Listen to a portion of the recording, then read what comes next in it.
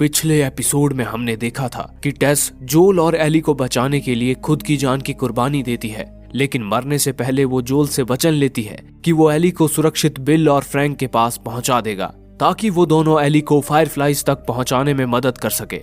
अगर आपने इस सीरीज के पिछले एपिसोड्स नहीं देखे हैं तो पहले उन्हें देखिए, लिंक आपको डिस्क्रिप्शन में मिल जाएंगे। आइए अब देखते हैं इस सीरीज का अगला एपिसोड। जोल पश्चिम की तरफ बढ़ते हुए बोस्टन शहर से 10 मील दूर निकल आया था। वो टेस की मौत से दुखी तो था, लेकिन उसे किसी भी तरह टेस से किया हुआ अपना वादा पूरा करना था। उसे एली को बिल और फ्रैंक के पास ले जाना था। वो दोनों बिल और फ्रैंक के घर की तरफ रवाना हो जाते हैं, जो वहां से 5 घंटों की दूरी पर पहाड़ी के दूसरी तरफ था। उस रास्ते पर बढ़ते हुए जोल एक पुराने गैस स्टेशन पर जाकर रुकता है, जहां पर उसने कुछ साल पहले कोई जरूरी सामान छुपा कर रखा था। जोल वहां पर अपना सामान ढूंढने लगता है और एली को सतर्क रहने के लिए कहता है, लेकिन एक जगह पर खड़े रहना एली को पसंद नहीं था, इसलिए वो उस जगह को एक्सप्लोर करने लगती है। घूमते घूमते उसकी नजर जमीन पर बने एक तहखाने के दरवाजे पर पड़ती है। वो उस दरवाजे को खोलती है और अंदर प्रवेश करती है। वहां उसे एक टैम्पून्स का बॉक्स मिलता है, जिसे पाकर एली खुश हो जाती है। तभी उसे अपने आसपास एक गुर्राने की आवाज सुनाई देती है, जिसे सुनकर एली सहम जाती है। वो अपनी टॉर्च की रोशनी जब उस आवाज की तरफ मोड़ती है तो देखती है कि मलबे में दबा एक ज़ॉम्बी लगातार एली की तरफ देखकर गुर्राए जा रहा था। पर एली तो उससे डरने के बजाय उसके पास जाकर बैठ जाती है और उससे खेलने लगती है। वो अपने चाकू से उसके सिर पर चीरा लगाकर उसके भेजे में जमे कॉर्डाइसेप्स को देखने लगती है। फिर अचानक वो उसके भेजे में चाकू मार मार कर उसके भेजे का कीमा बना देती है। उधर दूसरी ओर जोल को उसका सामान मिल चुका था, इसीलिए वो वापस जाने के लिए एली को आवाज लगाता है। आवाज सुनकर एली बाहर आती है। जोल की बंदूक की गोलियां खत्म हो चुकी थी, इसलिए वो अपनी बंदूक को वहीं छोड़कर एली के साथ आगे बढ़ता है। दोनों बातें करते हुए आगे बढ़ने लगते हैं। तभी चलते चलते अचानक जोल रुक जाता है और एली को सड़क छोड़कर जंगल के रास्ते से चलने के लिए कहता है। न जाने उस रास्ते में आगे ऐसा क्या था जिसे जोल एली को दिखाना नहीं चाहता था, पर निडर एली को तो जैसे खतरों से उलझने की आदत सी हो गई थी। वो जोल के मना करने पर भी उसी रास्ते से आगे बढ़ती है। वो जब थोड़ा आगे जाती है तो सड़क के किनारे ढेरों इंसानी कंकाल देखकर उसकी रूह कांप उठती है। एली जोल से पूछती है कि ये लोग कौन हैं और इन्हें किसने मारा। जवाब में जोल उसे बताता है कि ये सारे कंकाल पास के ही एक छोटे शहर के लोगों के हैं। इन्हें कॉर्डाइसेप्स आउटब्रेक के दौरान क्वारंटाइन जोन में ले जाने के बहाने यहाँ लाया गया था, पर क्वारंटाइन जोन के सारे कमरे पहले से ही फुल हो चुके थे, इसीलिए इनकी यही बड़ी बेरहमी से हत्या कर दी गई। उस वक्त गवर्नमेंट के पास इन्फेक्शन को रोकने का यही एक तरीका बचा था कि क्वारंटाइन जोन के बाहर बचे सभी लोगों को मौत के घाट उतार दिया जाए। ये जानकर एली का दिल दहल उठता है और इसी के साथ ये कहानी हमें इसी घटना के फ्लैशबैक में ले जाती है, जब सितंबर 2003 में कॉर्डाइसेप्स आउटब्रेक के दौरान सोल्जर्स एक एक करके उस टाउन के लोगों को उनके घरों से बाहर निकाल रहे थे। उन लोगों को इस बात का जरा भी अंदाजा नहीं था कि वो पुलिस वाले क्वारंटाइन जोन में ले जाने के बहाने उनकी हत्या करने वाले थे। लेकिन उस टाउन में एक ऐसा भी आदमी था जिसने आने वाले खतरे को पहले से ही भांप लिया था और सोल्जर्स को चकमा देकर अपने घर के तहखाने में छुप गया था। उस आदमी का नाम था बिल। बिल सोल्जर्स के वहां से जाते ही तहखाने से बाहर निकल आता है और देखता है कि सोल्जर्स ने पूरे टाउन को खाली करवा दिया है। इसके बाद तो जैसे बिल की लॉटरी ही लग जाती है, क्योंकि वो सारा टाउन अब उसका हो चुका था। उसे रोकने वाला वहां कोई नहीं था, इसलिए वो एक एक करके अपनी जरूरत की चीजें अपने घर में जमा करने लगता है और धीरे धीरे टाउन के एक बड़े हिस्से को हाई वोल्टेज फेंस से घेरकर उसके चारों ओर कई सारे खतरनाक ट्रैप्स लगा देता है, जिससे अब वो जगह इन्फेक्टेड लोगों के साथ साथ बाहरी इंसानों से भी सुरक्षित हो जाती है। अब बिल उस टाउन का अकेला बाशिंदा बन चुका था। वो बिजली के लिए खुद के बनाए जनरेटर का इस्तेमाल किया करता था। धीरे धीरे बिल ने उस जगह पर सब्जियों के बागान, मुर्गियों के फार्म और इसके साथ साथ कसाई खाना भी बना लिया था। अब बिल के पास लंबे समय तक जीवित रहने के सारे संसाधन मौजूद थे। वो इतना सुरक्षित था कि अगर कोई इन्फेक्टेड उसके इलाके के पास भी आ जाता तो वहां लगे ट्रैप्स उसका भेजा उड़ा देते थे। कॉर्डाइसेप्स आउटब्रेक के कारण बाहर तो लोगों की बैंड बजी पड़ी थी, पर यहाँ बिल की जिंदगी मजे से कट रही थी।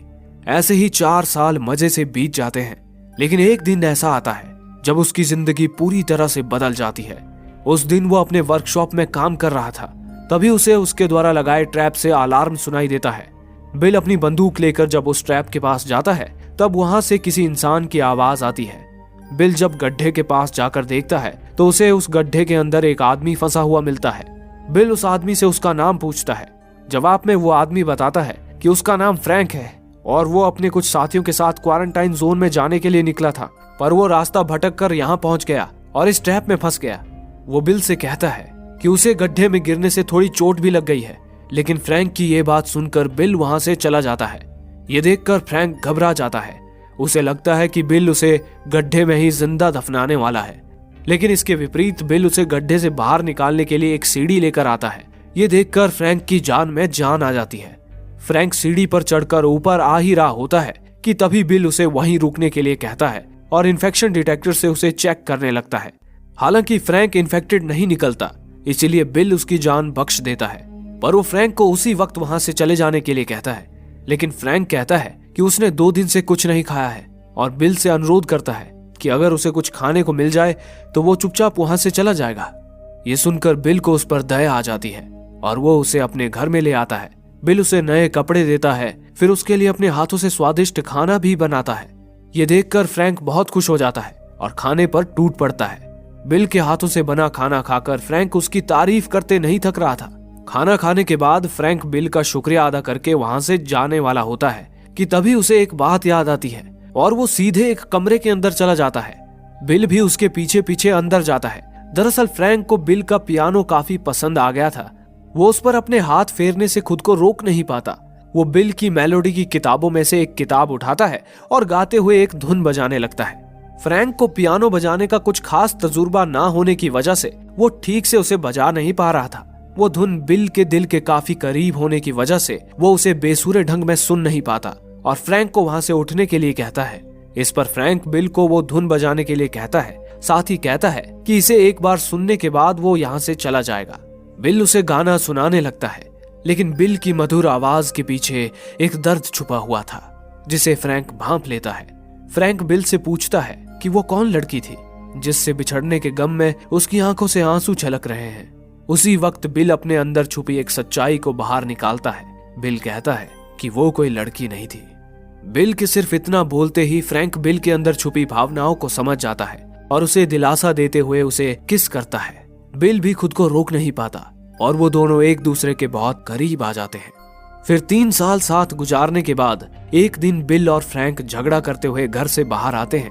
बिल फ्रैंक पर चिढ़ा हुआ था क्योंकि फ्रैंक ने कुछ स्मगलर से रेडियो पर डील करके पेंट और गैसोलीन जैसी चीजें मंगवाई थी, जिसके बदले वो उन स्मगलर्स को अपने कुछ रिसोर्सेज देने वाला था।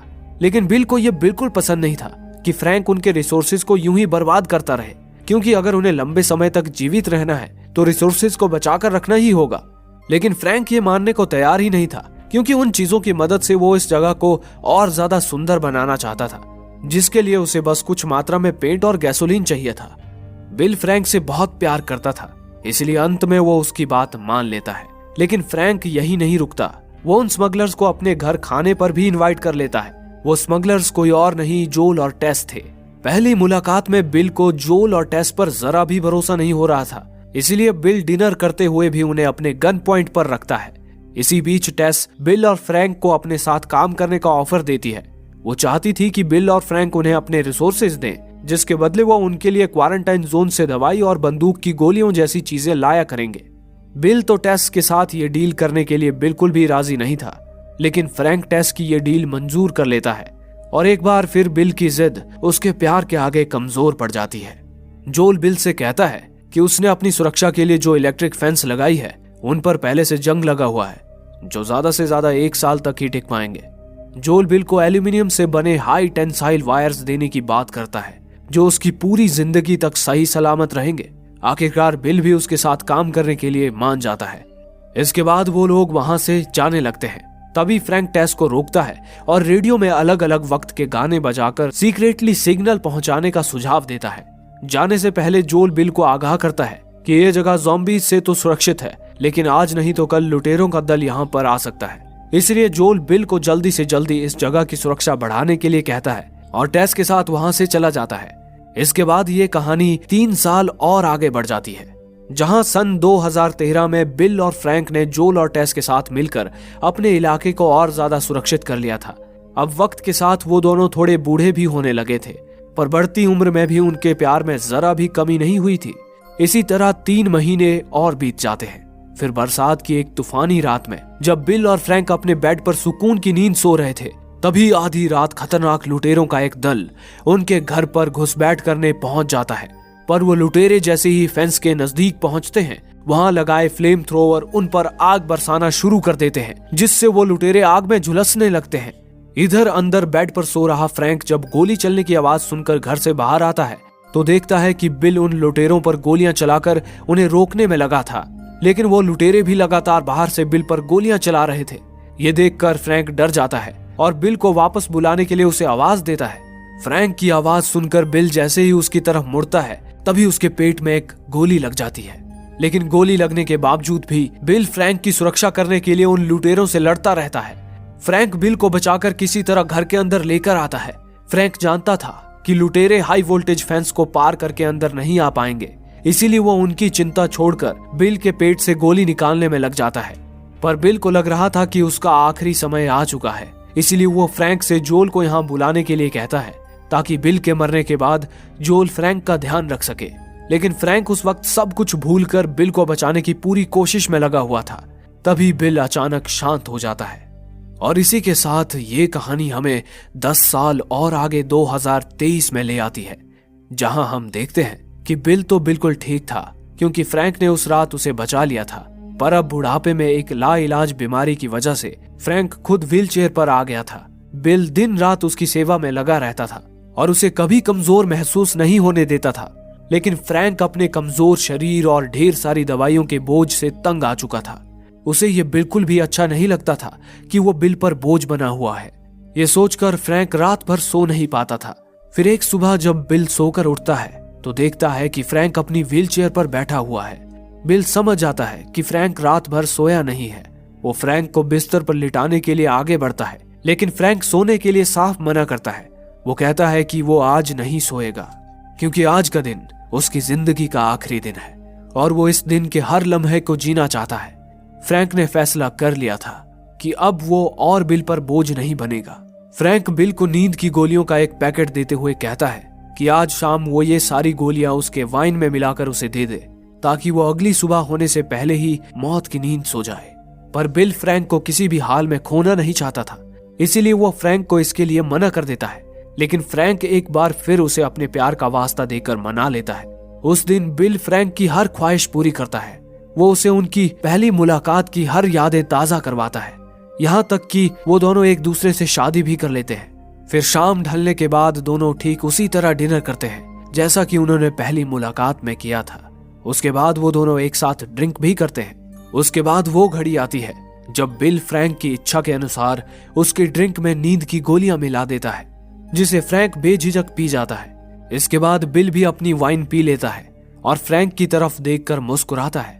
ये देख फ्रैंक कुछ सोचता है और बिल से पूछता है कि क्या उसने पूरी शराब की बोतल में नींद की गोलियां मिलाई थी। इस पर बिल हाँ में जवाब देता है। इस बात ने फ्रैंक को बिल के सच्चे प्यार का सबूत दे दिया था। बिल सचमुच फ्रैंक के बिना जिंदा नहीं रह सकता था। यह बात फ्रैंक को उसके आखिरी वक्त में भी खुशी दे जाती है। फिर वो दोनों अपने कमरे में आखिरी बार एक साथ सोने चले जाते हैं और उनकी आत्मा उनके शरीर से हमेशा के लिए मुक्त हो जाती है। और इसी के साथ ये कहानी हमें वर्तमान समय में वापस ले आती है, जहां जोल एली को लेकर बिल और फ्रैंक के घर पहुंच जाता है। जोल बिल और फ्रैंक को आवाज लगाता हुआ उनके कमरे में जाता है, लेकिन वो उनके कमरे में घुस पाता इससे पहले ही एली को बिल का एक खत मिलता है। एली जोल को उसे पढ़कर सुनाती है।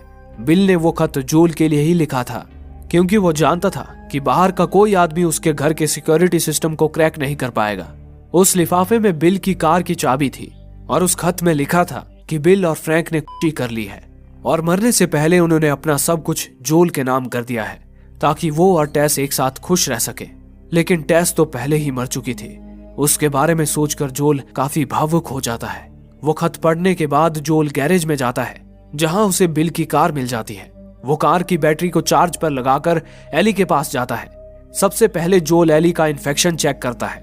जोल देखता है कि कॉर्डाइसेप्स इन्फेक्शन अभी तक एली के शरीर में नहीं फैला था, जिससे उसे भी यकीन हो जाता है कि एली कॉर्डाइसेप्स से पूरी तरह इम्यून है। इसके बाद वो एली को बताता है कि उसका भाई टॉमी भी फायरफ्लाइज के ग्रुप का मेंबर है, इसलिए उन्हें पहले टॉमी को ढूंढना होगा ताकि टॉमी की मदद से वो एली को फायरफ्लाइज के साइंटिस्ट तक पहुंचा सके। लेकिन एली को ले जाने से पहले जोल उसे कुछ नियम समझाता है।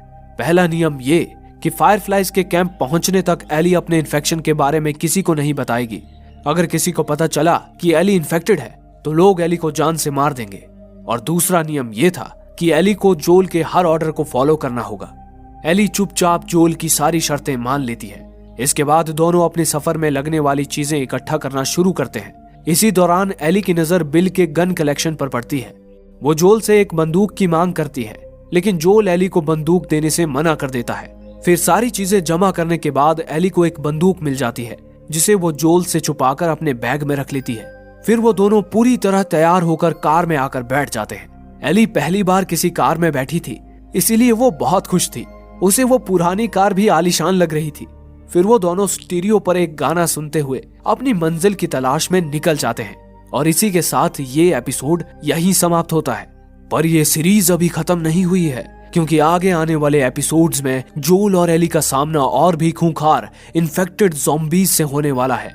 अब देखना ये है कि क्या जोल और एली मिलकर टॉमी को ढूंढ पाएंगे।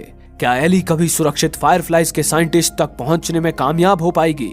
जानने के लिए देखना ना भूलें द लास्ट ऑफ अस का अगला एपिसोड। धन्यवाद।